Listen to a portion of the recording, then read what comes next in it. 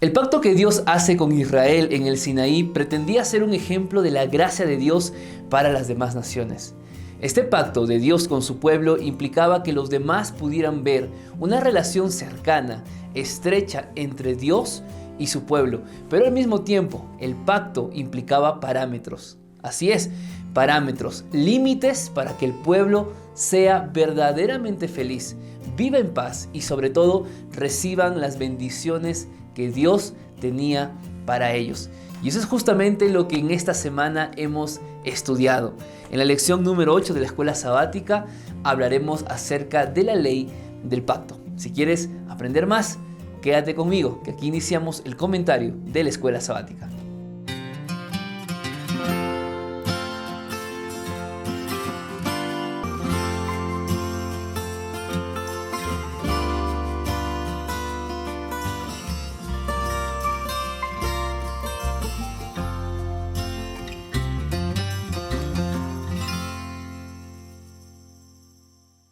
Bienvenidos queridos amigos, ¿cómo están? Es una alegría poder tenerlos nuevamente aquí en el canal de YouTube. Yo soy el pastor Antonio Araujo Roncal desde Perú grabando este video para poder llegar allí a tu hogar, a tu iglesia o a tu grupo pequeño. Y quizá en este momento estás allí viéndome también con tus hermanos en la iglesia. Quizá es un sábado ya y estás transmitiendo este video. Que Dios bendiga a tu iglesia, que Dios derrame bendiciones allí donde estás. Y desde Perú te envío un grande abrazo para ti, tu familia y para toda tu iglesia. Y ya sabes que puedes escribirnos también en los comentarios, saber exactamente desde dónde estás con nosotros viendo este video. Déjanos en los comentarios, que todos los comentarios los estamos leyendo. Y pues también, si estás viendo este video por primera vez, sabes, te invito a que te unas a nuestra comunidad. Dale clic allí en el botón de suscribirse. Es muy sencillo. Únete, activa la campanita para que recibas las notificaciones cada vez que nosotros subamos un video, hagamos un enlace en vivo o de repente subamos algún sermón, que también tenemos allí una lista de sermones en el canal y tú puedes pasar a revisarlos. ¿Está bien? Empecemos con nuestro comentario día por día. Empezamos con el día domingo de la lección. Abre tu Biblia en Deuteronomio capítulo 7, versículo 7. Vamos a leer la palabra de Dios. Nos dice: no por ser vosotros el número mayor de todos los pueblos os he querido escogerlos, dice Jehová, pues vosotros erais el más insignificante de todos los pueblos. Recordamos que hemos dicho ya en las diferentes lecciones que el pacto es un tema de gracia. Dios elige a Israel no porque sea el más numeroso, no porque sea políticamente el más fuerte, no porque tuviera un gran ejército militar, no. Bien claramente el texto que acabamos de leer nos dice que el pueblo de Dios era un pueblo insignificante, es decir, era un pueblo que no tenía méritos para ser el pueblo de Dios. Sin embargo, en su gracia, en el amor de Dios, Él elige a esta nación, los toma como su familia. Recuerdas que la semana pasada hemos estudiado del pariente redentor, ¿verdad? Los toma como su familia y ahora los guía hacia la Canaán. Es maravilloso porque ¿por qué Dios elegiría, por qué Dios pensaría en un pueblo tan pobre, en un pueblo que había sido esclavo, un pueblo políticamente débil? Bueno, el amor de Dios es así con nosotros también, ¿no? Dios te ama, Dios me ama, no por lo grandioso que nosotros seamos, sino porque en realidad somos los más insignificantes, quizá somos los más débiles, somos los más pecadores, pero aún así el Señor tiene compasión de nosotros, nos abraza, nos toma y nos elige como su familia. Ahora, la pregunta sería, ¿para qué eligió Dios a Israel? Aquí viene el motivo, el propósito. ¿Para qué Dios elige a Israel? ¿Lo elige solo para redimirlo mientras que los demás pueblos pues que se queden perdidos? ¿O es que Dios eligió a Israel para que Israel sea el vehículo que ofreciera al mundo esa gracia que también se les había dado a ellos? ¿Verdad que sí? Israel como nación tenía una misión. Y vamos a leer ahora 3 textos bíblicos que están ahí en la lección para entender cuál era esa misión del pueblo de Israel. Vamos a empezar leyendo la palabra de Dios en el libro de Éxodo capítulo 19 y vamos a leer el versículo número 6. Mira lo que dice allí en la Biblia. vosotros me seréis un reino de sacerdotes y de gente santa. El primer motivo o propósito que Dios tenía para Israel es que Israel sea una nación de sacerdotes. ¿Qué significa que sea una nación de sacerdotes? Pues bueno, miremos nosotros ahora a nuestro sumo sacerdote, a Cristo Jesús. Yo pregunto, ¿qué hace Cristo por nosotros en el santuario celestial? Intercede por nuestros pecados, ¿verdad? Nos limpia y nos purifica. Bueno, Dios tenía el deseo de que Israel sea ese intermediario. Dios quería que el pueblo de Israel sea el mediador entre Dios y las naciones paganas. ¿Por qué?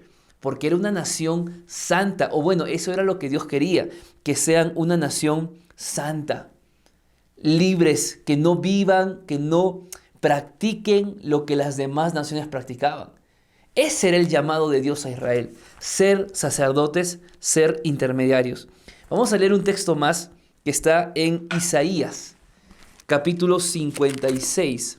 Y vamos a ver qué nos dice la palabra de Dios en el versículo número 7. Dice lo siguiente: yo los llevaré a mi santo monte y los recrearé en mi casa de oración.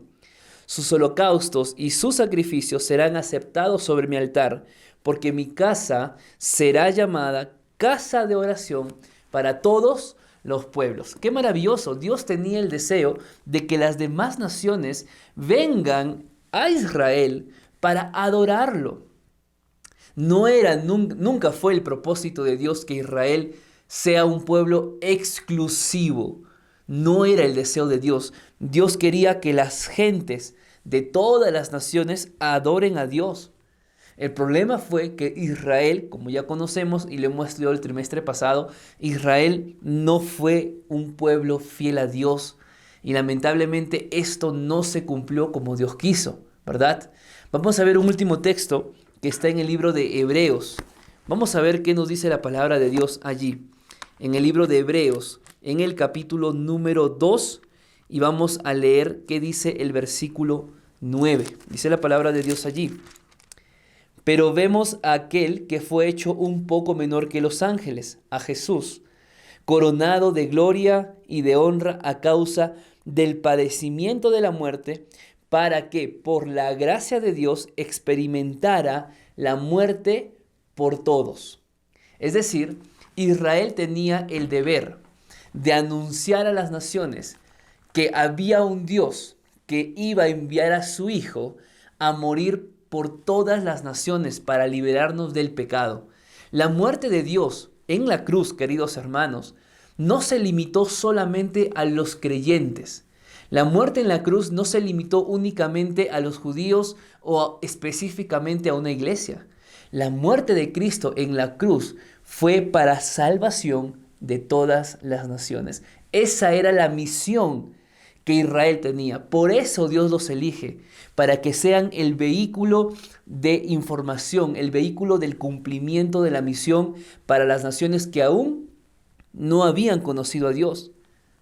La pregunta es, ¿y nosotros aquí, ya miles de años después? Ya no está ese pueblo hebreo en el desierto, ya no está ese pueblo que recibió una ley en el Sinaí. Ahora estás tú, ahora estoy yo, que somos el pueblo de Dios, que somos el Israel espiritual. Lo primero que tienes que saber, y que lo he mencionado en muchas ocasiones, tu iglesia no debe ser una iglesia exclusivista. Tú no tienes que ser un cristiano o una cristiana exclusivista. Y me refiero a que no debes pensar que la salvación es para algunos y para otros que te han hecho daño. No, no puedes pensar así, porque quizá las personas que te hicieron daño, sí, fallaron, pecaron, pero tu egoísmo también es un pecado, tu odio, tu dolor, tu resentimiento también es un pecado. Lo que quiero decirte es que abras tu corazón para que las personas vengan a tu iglesia. No pienses que porque somos la iglesia adventista del séptimo día, porque quizá la mayoría que ve este video son adventistas del séptimo día, no pienses que eres una iglesia exclusiva, que ya porque estás en la iglesia Dios te va a salvar, Dios te va a liberar del pecado. No, no es así. Dios te llamó a la iglesia adventista como Dios sacó al pueblo de Israel de Egipto para que cumplieran una misión. Y tú tienes ese mismo deber hoy en día. Cumplir una misión, predicar el evangelio, hablar a aquellos que aún no conocen a Dios o que se apartaron de Dios. Llamarlos al arrepentimiento, porque ese es tu deber. No te sientas cómodo, no te sientas cómoda pensando de que porque ya estás en la iglesia, ya hiciste todo lo necesario para salvarte. No es así. Tu deber, si amas realmente a Dios, es justamente predicar de Cristo a las demás naciones, a los demás países, a tu familia que aún no conoce a Dios, a tus amigos del trabajo que no son cristianos. Eso significa ser el pueblo de Dios. Que Dios te bendiga en esta primera parte. Muy bien, entramos ahora al día lunes de la lección y vamos a leer Deuteronomio capítulo 4, versículo 13. Dice la palabra de Dios: y Él os anunció su pacto, el cual os mandó poner por obra los 10 mandamientos y los escribió en 2 tablas de piedra. Miren la relación del pacto con los 10 mandamientos. El pacto es un pacto de amor y el carácter de la ley es amor. ¿Por qué? Porque tanto el pacto como la ley viene ¿de quién? De Dios, y Dios es amor. Es maravilloso entender que el pacto que Dios hace con su pueblo es un pacto de gracia y que la ley que Dios coloca para el pueblo es una ley de amor, una ley para que el pueblo se encamine de la mejor forma y viva feliz. Pero hay algunas cosas que en este día lunes tenemos que resaltar. Empecemos hablando de la palabra ley. La palabra ley está traducida en diferentes idiomas. Por lo menos en el Antiguo Testamento, en el idioma hebreo, en el Antiguo Testamento, la palabra ley está escrita más de 220 veces. Así que es una palabra común en la Biblia. La ley, queridos amigos, no se refiere únicamente a los 10 mandamientos. Cuando Moisés hablaba de la Torá representa los 5 primeros libros de la Biblia, del Génesis hasta Deuteronomio. Esa era la ley. Pero aquí, específicamente, cuando habla del pacto, está hablando de la ley de los 10 mandamientos, porque la obediencia a Dios o el pacto que Dios hace con el pueblo de Israel y el pacto que Dios también ha hecho con nosotros, su cumplimiento de ese pacto se ve a través de la obediencia a los 10 mandamientos. Ahora, es importante también mencionar que la ley tiene un significado importante. El imperio griego, en el latín, ley significaba algo necesariamente a obedecer para no recibir las maldiciones o para no recibir los castigos del imperio. En el idioma griego, la ley significaba saber lo que tienes que hacer. O sea, tú sabes que tienes que hacer esto, no se diga más y empieza a cumplir la ley. Pero cuando la Biblia en el hebreo habla de la Torá, la palabra ley tiene un significado más personal. No es un hecho de, ya sabes qué hacer, anda, cúmplela. No significa, mira, obedece o si no te van a caer las maldiciones. En el idioma hebreo, la ley significa enseñanza. La ley significa instrucción. Es decir, Dios utiliza la ley para enseñarte cómo vivir la vida cristiana. Dios utiliza su ley para encaminarte en el camino correcto a los pies de Cristo Jesús para que hagas la voluntad de Dios. No es un tema de que tienes que guardar porque ya estás bautizado. No funciona así. Dios te invita a que tú veas su ley como una muestra de enseñanza de su amor. Si tú quieres vivir bajo la voluntad de Dios, mira la ley de Dios. ¿Me dejo entender? Ahora, algo importante que tenemos que mencionar también en esta parte es que el vínculo entre el pacto y la ley es muy cercano. Por ejemplo, la ley, hemos dicho, es una instrucción de vida. Y cuando hablamos que es una instrucción de vida, no se limita únicamente al aspecto espiritual. Tú vas a encontrar que los israelitas o que los hebreos tenían leyes de salud, leyes de sanidad, leyes de alimentos, la ley moral, leyes ceremoniales. ¿Por qué? Porque Dios no está preocupado únicamente por tu vida espiritual. Dios está preocupado por todo tu ser. Por eso cuando Juan escribe en 3 de Juan 2, que dice: amados, yo deseo que seas prosperado y que tengas salud, así como prospera ¿qué? Como prospera tu alma.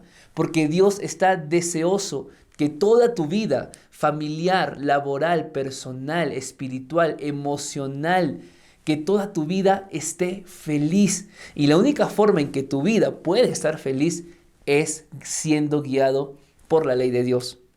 Es interesante que cuando hablamos del pacto, ¿qué dijimos que era un pacto? Un pacto era un convenio. Un pacto era una relación entre dos o más personas.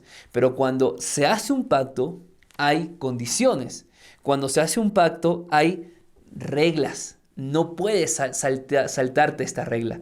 Y yo pregunto, ¿en la ley acaso no encontramos reglas? También, porque Dios manifestó su pacto justamente a través de ¿qué? A través de la ley.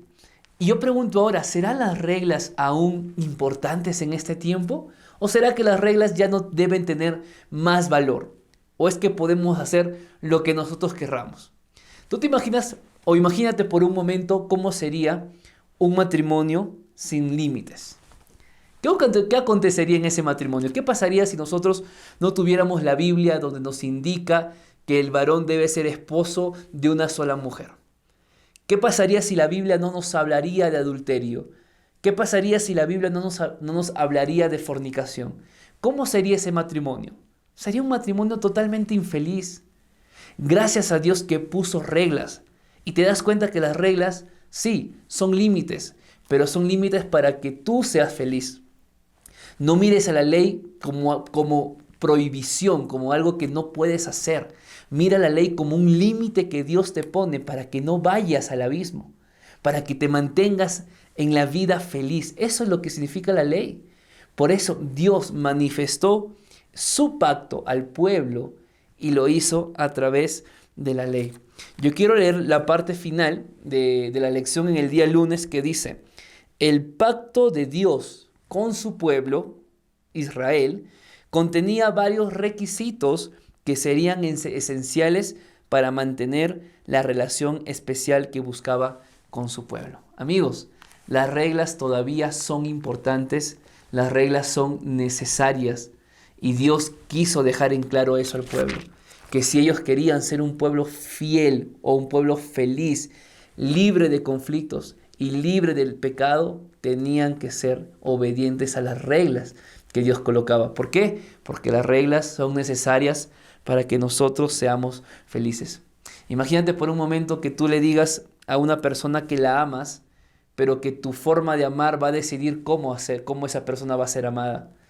Sería ilógico, ¿no? Decir yo te amo, pero mira, no vamos a conversar, yo te amo, pero no te voy a ver, yo te amo, pero no quiero casarme contigo, yo te amo. Eso no es amor. Entonces, no se trata de mostrar amor como tú crees que debe ser hecho. Tiene que haber una norma. Y esa norma es justamente la palabra de Dios. Así que aprendamos. La ley y sus reglas nos ayudan a ser felices en esta tierra. Bien, entramos ahora al día martes de la lección. Vamos a leer la Biblia. Vamos a buscar Deuteronomio capítulo 10. Y vamos a leer versículo 12 y versículo 13. Veamos qué nos dice la palabra de Dios. Ahora pues, Israel, ¿qué pide Jehová tu Dios? Sino que temas a Jehová, que andes en sus caminos, que ames y sirvas a Jehová tu Dios con todo tu corazón y con toda tu alma, que guardes los mandamientos de Jehová y sus estatutos para que tengas prosperidad. Interesante. Entonces, ¿cuál es el objetivo de tener una ley? Que sean prósperos. Pero a veces, hoy en día, el concepto de ley que tenemos en nuestra mente es un concepto de autoridad, ¿no? Cuando pensamos quizá en ley, pensamos en agentes federales, ¿no? Pensamos en ley, pensamos en una multa, un ticket, como dicen en algunos países, que te pusieron por pasarte una luz roja, por no detenerte en un stop, o de repente porque fuiste a mucha velocidad, ¿no? A veces el concepto de ley está más dirigida a lo que son restricciones, reglas, prohibiciones de padres hacia hijos, castigos. Pero ¿qué tal si pensamos ley ahora en otro sentido? ¿Qué tal si pensamos en la ley como armonía? Pensemos en ley como paz. Pensemos en ley como orden, como estabilidad para nuestra vida. Bueno, eso es la ley. La ley no son castigos, la ley es sinónimo de estabilidad. Vuelvo a repetirte, como te dije hace unos minutos atrás en el día anterior, la ley es sinónimo de amor. Así es, de amor. Dios coloca su ley porque Dios es amor y a través de su ley quiere mostrarte que te ama y que quiere darte la salvación, ¿verdad? Ahora, la pregunta es, ¿por qué crees que Dios le dio tantas instrucciones a Israel? Porque hay muchas instrucciones. ¿Para qué tanta instrucción? ¿Era necesario tanta instrucción para el pueblo? Bueno, yo apunté aquí tres cosas, ¿no? ¿Por qué era necesario que Dios le brindara tantas instrucciones a Israel? Tres cosas. Número uno, para que ellos puedan andar en la voluntad de Dios. Andar en la ley es andar en Dios, es andar en su voluntad. Quizá muchos se han preguntado y muchos me dicen, pastor, ¿cuál es la voluntad de Dios para mi vida? Bueno, la ley, la voluntad de Dios para tu vida se entiende cuando tú conoces a Dios y cuando obedeces a Dios. Cuando tú eres guiado por Dios, Dios mismo te va a decir qué hacer, qué es mejor para ti o qué no es mejor para ti. Pero necesitas poder obedecer los mandamientos para poder andar en la voluntad de Dios. Número dos, ¿por qué Dios le brindó tanta instrucción a Israel? Bueno, en segundo lugar, porque Israel tenía que entender que no podía seguir en los caminos de las otras naciones. Israel era un pueblo diferente, Israel era un pueblo que Dios había adoptado. Entonces Israel tenía que saber que no podía ser como las demás naciones. Y de igual forma para ti, cuando Dios te da su ley, es para decirte que tú no debes vivir como los demás, que tú tienes una línea que seguir, que tú tienes principios, que tú tienes límites para tu bienestar. Bueno, eso tienes que entender. La ley nos hace diferentes. Nunca te olvides de eso. Y en tercer lugar, ¿por qué Dios da tanta instrucción a su pueblo? Bueno, porque solamente la obediencia de esa ley podría mantener a Israel como pueblo de Dios. Y este es un punto importante, porque el pacto tiene dos caras, o las dos caras de la moneda. Una cara bonita, de bendición, pero también tiene una cara fea, ¿no? Que es la cara de las maldiciones. Y eso está en el libro de Deuteronomio. Pero esas bendiciones, como esas maldiciones, no era porque Dios quería castigar o maldecir al pueblo, sino que Israel tenía que aprender a ser obediente a esa ley para poder ser el pueblo de Dios. Yo pregunto, ¿será que hoy en día nosotros también tenemos instrucciones que seguir? ¿Será que Dios ha colocado en nuestro medio escritos para poder ser guiados de forma correcta? ¿Verdad que sí? Claro, y esos son los libros del espíritu de la profecía que Dios colocó para la instrucción de nuestra vida. Y claro está que la Biblia, sin lugar a dudas, también es eso, enseñanza e instrucción. Ya lo dijo Pablo a Timoteo en 2 de Timoteo capítulo 3, en el versículo número 15 en adelante, que es un texto muy conocido. Vamos a leerlo. 2 de Timoteo capítulo 3, versículo número 16. Toda escritura es inspirada por Dios y útil ¿para qué?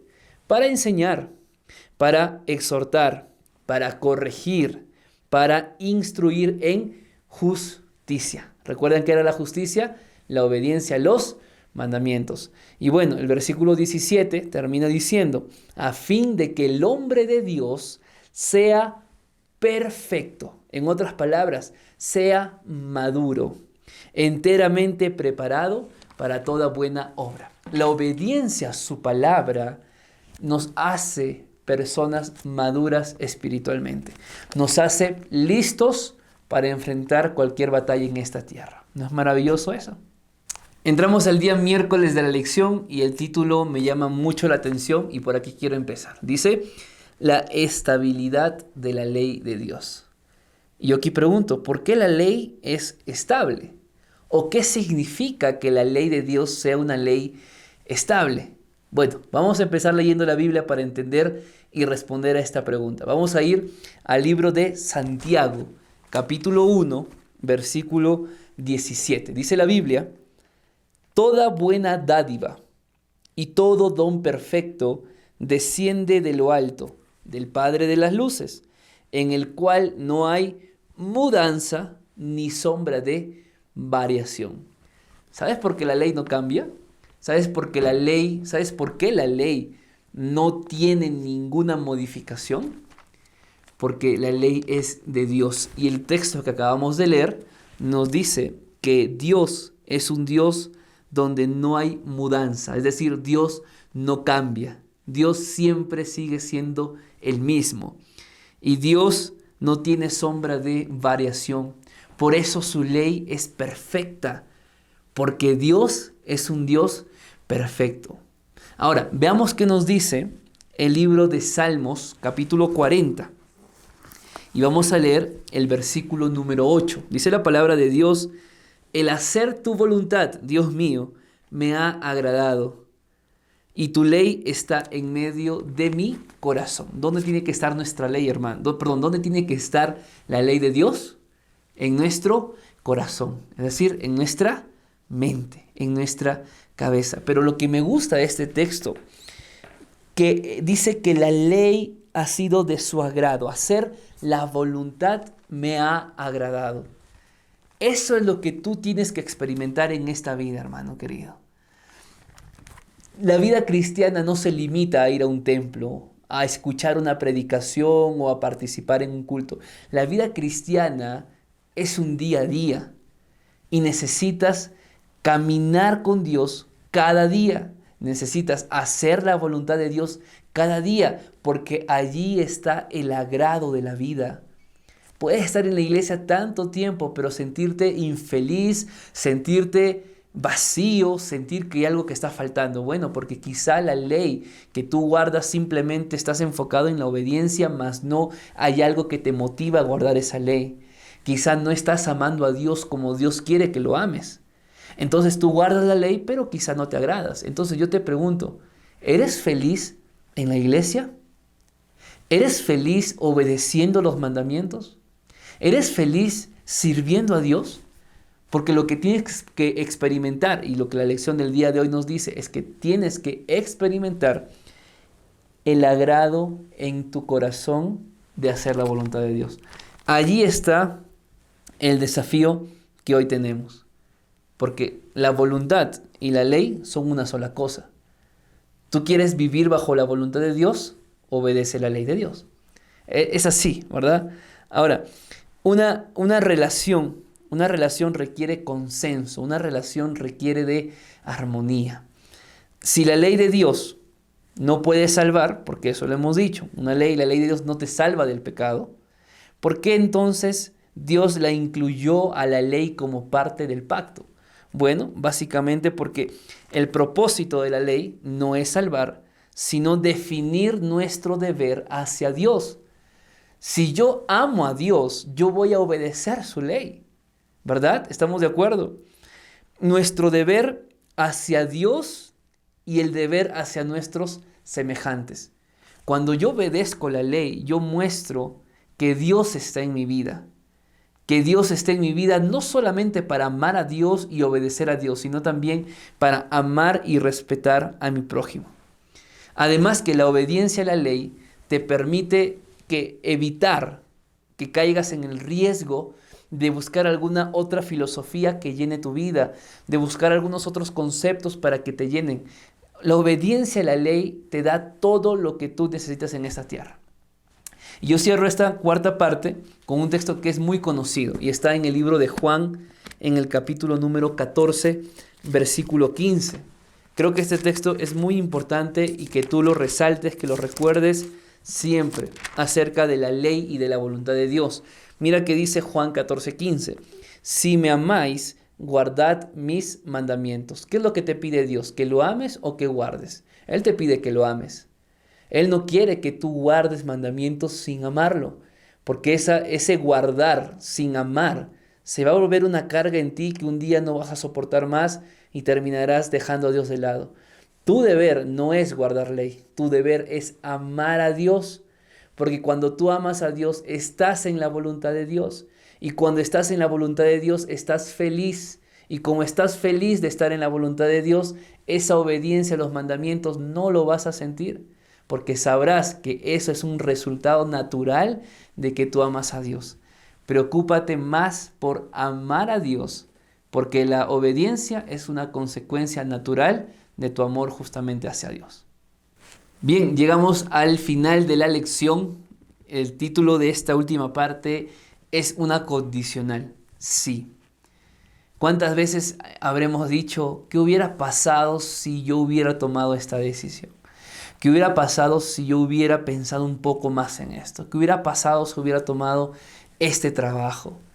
Ese sí es una condicional de querer saber algo si tomábamos alguna otra decisión. Bueno, miren, Dios hizo promesas al pueblo de Israel, al igual que nosotros.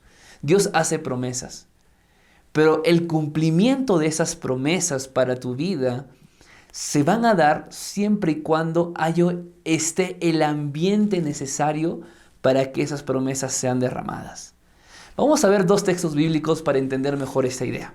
El primero está en Génesis 26 y vamos a leer el versículo 4 y 5. Dice la palabra de Dios: multiplicaré tu descendencia como las estrellas del cielo y daré a tu descendencia todas estas tierras, y todas las naciones de la tierra serán benditas en tu simiente, por cuanto Abraham oyó mi voz y guardó mi precepto, mis mandamientos, mis estatutos y mis leyes. A veces nosotros nos detenemos únicamente a hablar de las bendiciones que Dios dio a Abraham. Sí, pero esas bendiciones que Dios dio a Abraham fueron porque Abraham fue obediente a Dios. Claramente está el versículo 5. Por cuanto oyó a Abraham mi voz, por cuanto guardó mis preceptos, por cuanto guardó mis mandamientos. Si tú quieres que Dios bendiga tu vida, si tú quieres recibir las promesas que Dios tiene para ti, no es que Dios se va a sentir obligado a bendecirte cuando lo obedeces. No, las promesas están allí para tu vida. El problema es que tu falta de obediencia trae como consecuencia tu falta de fe. Entonces no puedes pedir bendición al Señor si no tienes la fe suficiente en tu corazón. Abraham recibió porque Abraham fue obediente. ¿Me dejo entender? Ahora, un segundo punto o un segundo texto. Levíticos, capítulo 26, en el versículo 3, que dice Jehová: si andáis en mis preceptos, si andas, si caminas en mi ley, si obedeces mis mandamientos y los pones por obra, porque no se trata solo de creer, sino de practicar. Ya les he dicho que la vida cristiana es una vida práctica, no es una vida teórica. Si andas en mis preceptos y guardas mis mandamientos y los pones por obra, yo enviaré las lluvias a su tiempo, y la tierra y el árbol del campo darán su fruto. No voy a leer todo este capítulo porque el capítulo 26 es el capítulo de las bendiciones y de las consecuencias también de la desobediencia. Tómate un tiempo para leerlo. Lo que quiero que en el día jueves quede claro es que las promesas del pacto que Dios hacía con el pueblo eran promesas condicionales. Eso tiene que quedar muy claro. No porque seas adventista, no porque seas un líder o alguien muy importante en tu iglesia, Dios tiene que necesariamente bendecirte. No, las promesas son condicionales. ¿Condicionales a qué? A tu obediencia. Si obedeces, yo hago esto. Por cuanto Abraham obedeció, fue bendecido. ¿Te das cuenta? Yo quiero leer dos frases que me llamaron mucho la atención en esta última parte. Israel debía obedecer no para ganarse las promesas, sino para que las promesas se cumplieran en ellos. Esto es maravilloso. Segunda frase: la obediencia no genera bendiciones en el sentido de que Dios se vea obligado a dártelas, sino que la obediencia crea el ambiente en que la bendición de la fe puede manifestarse. Eso es lo que yo quiero que entiendas. Dios está dispuesto a que esas bendiciones que están allí esperándote caigan en tu vida. pero quizá no está el ambiente listo para que las bendiciones sean derramadas. Yo quiero terminar solo con la cita del comentario bíblico adventista que dice lo siguiente: la obediencia a Dios que no nace del amor es tan imposible como inútil. Donde existe el amor a Dios, la persona automáticamente pondrá su vida en armonía con la voluntad divina como está expresada en sus mandamientos. Entonces, ama primero a Dios y luego obedece. ¿Estás dispuesto a amar a Dios? ¿Estás dispuesto a vivir bajo su voluntad? Bueno, que ese sea el deseo de tu corazón. Que Dios te bendiga. Nos vemos la siguiente semana.